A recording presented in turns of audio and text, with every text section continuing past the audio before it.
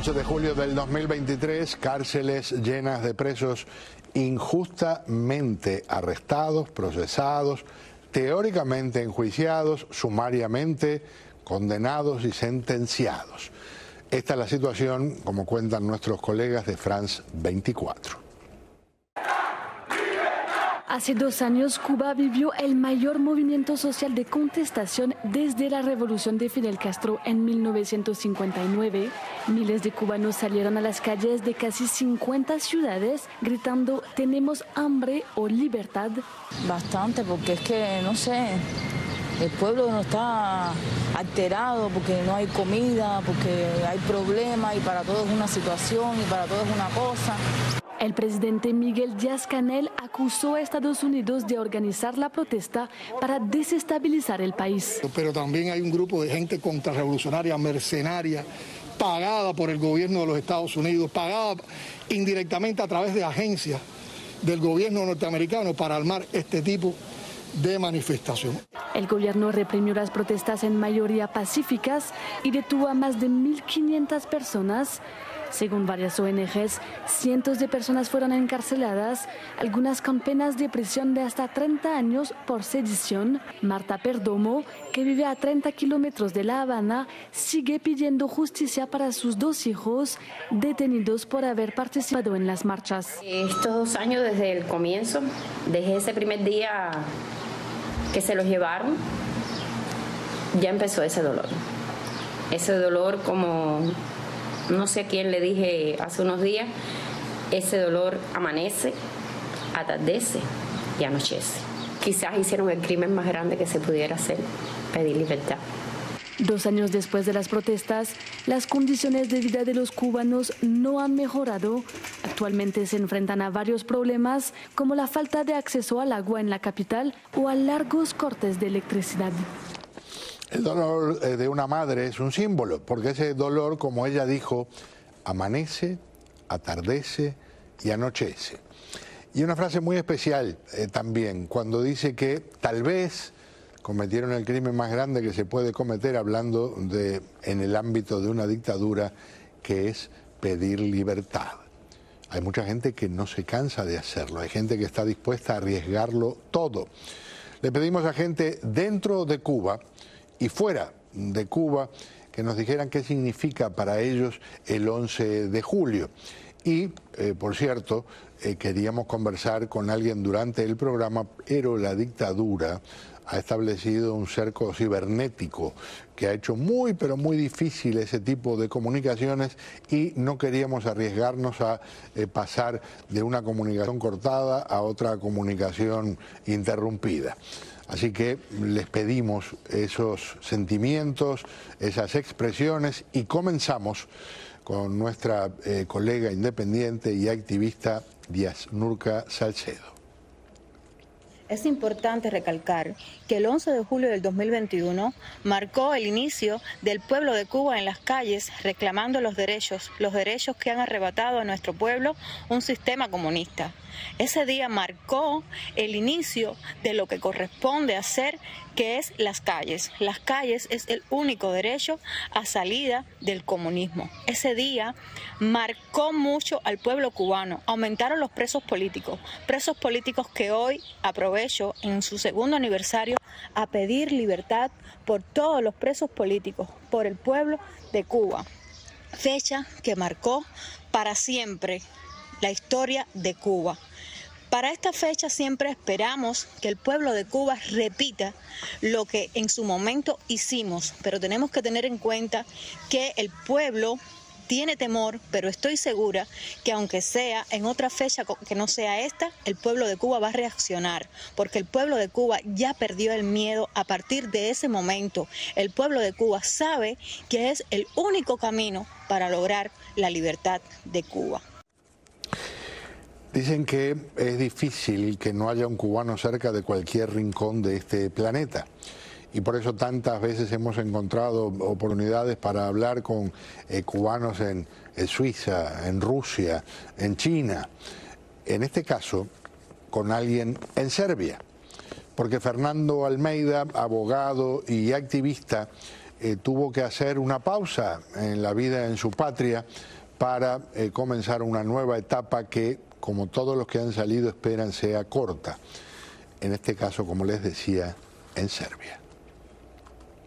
Creo que el 11 de julio es un día en el cual se cayó la cortina de lo que era Cuba. Creo que se acabó el relato, o es el principio del fin del relato de que Cuba es una isla paradisíaca bloqueada por los Estados Unidos y que todos están a favor del comunismo y que lo disfrutan. Creo que el 11 de julio ese relato se aplastó bajo los pies de todos los que marchamos ese día. Creo que es uno de los días en los cuales más orgulloso me siento de haber participado, que más feliz me siento de haber vivido. Es uno de los días que más libre me he sentido jamás en mi vida y es a la vez uno de los días más dolorosos porque quedan los efectos positivos y los efectos negativos del 11 de julio todavía. El 11 de julio se derrotó el silencio, pero no se derrotó al régimen. El 11 de julio vencimos y empezamos a impulsar cambios en la sociedad, pusimos al régimen contra la pared y desde entonces nosotros vamos haciendo un juego con el relato. Hemos cambiado cómo el régimen incluso redacta sus sentencias, hemos cambiado cómo el régimen maneja la economía, hemos obligado al régimen a legislar cosas muy negativas, pero lo hemos obligado y eso es una especie de diálogo a puñetazos. Y cuando tu oponente no se inmuta, no está siendo efectivo. Pero cuando tu oponente empieza a reaccionar de alguna forma a tus golpes, significa que le está doliendo. Yo creo que si el régimen cubano se ancla en un relato espurio de una supuesta victoria tras una derrota en el Moncada, pues ellos que tanto se regodean en las victorias sobre los reveses y hacer los reveses victorias, pero creo que el 11 de julio es la piedra fundacional del nacimiento de la verdadera República de Cuba, del nacimiento de un Estado de Derecho en Cuba. Creo que no hay vuelta atrás, de la libertad no se regresa y de eso nos tenemos que sentir, a pesar de todo el dolor, orgullosos. Y así como muchas veces a palos hicieron callar a gente que salió a las calles, y así como muchísimas veces vimos manifestaciones en las que había 17 personas, o en algunos casos 3, con una bandera o con un cartel, viva los derechos humanos, abajo la dictadura. Ese 11 de julio del 2021 lo que se vio fue muy diferente. Fue algo que aterrorizó al régimen cubano porque, sin otras armas que sus deseos de encontrar un camino a una verdadera libertad, el desafío hizo que las calles estallaran con estos gritos.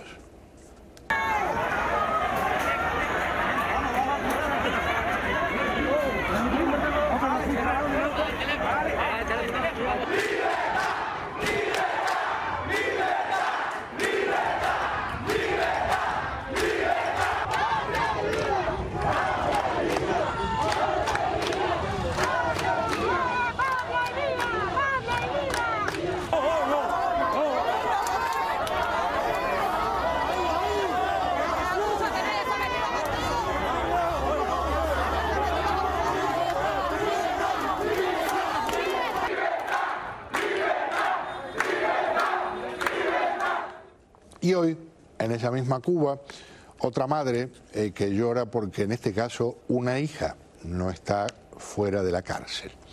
Una hija que está en la cárcel por un capricho de una dictadura que en la práctica inventa. Inventa, como en el pasado mucha gente decía, cómo se puede acusar y juzgar y encarcelar a alguien por un delito llamado peligrosidad. Teóricamente todos podemos ser peligrosos. Bueno, en todo caso, los más peligrosos, que son los miserables, están casi todos sueltos. En el caso de Marta Vázquez Molina, habla con el corazón encogido, porque no está con ella su hija Yarelis Mesa Vázquez. Yo soy Marta Vázquez Molina, la madre de la presa por el 11J, Yarelis Mesa Vázquez. A ella le echaron 7 años de privación de libertad y al esposo 8 años por solo ese día, el 11J, hace un año ya. Salieron a gritar libertad para su pueblo y y ella se encuentra, ha bajado mucho de peso y la comida es extraordinariamente mala, muy mala la comida en la cárcel.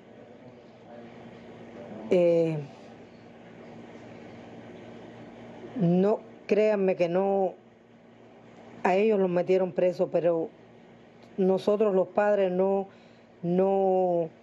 vamos a callarnos, vamos a seguir gritando libertad para nuestro pueblo y también para libertad para nuestros hijos. Vamos a seguir luchando hasta que nuestros hijos no sean libres y Cuba no sea libre. Vamos a seguir pidiendo justicia y libertad para nuestro pueblo y para ellos que la están pasando nada bien en esas cárceles, que están en precarias condiciones, cargando agua, subiendo con cubetas de agua a las escaleras. Y terrible, están viviendo momentos de terror en esas cárceles. Solo queremos gritar libertad, libertad y libertad para nuestro pueblo y para nuestros presos políticos, por el 11J también. Y no vamos a callarnos y no vamos a caducar, vamos a seguir pidiendo libertad para ellos. Gente joven dentro y fuera de Cuba, gente ya con unas cuantas primaveras encima, dentro y fuera de Cuba, dando a su manera la batalla. Y por supuesto ya sabemos, el resultado hasta el momento no ha sido nada parecido al ideal, porque ese camino a la libertad ha quedado manchado con mucho sudor, con muchas lágrimas y también con bastante sangre. Con esos gritos de libertad vamos a una pausa y al volver, un sacerdote, una activista en España, colegas en Cuba, con este segundo aniversario del 11 de julio.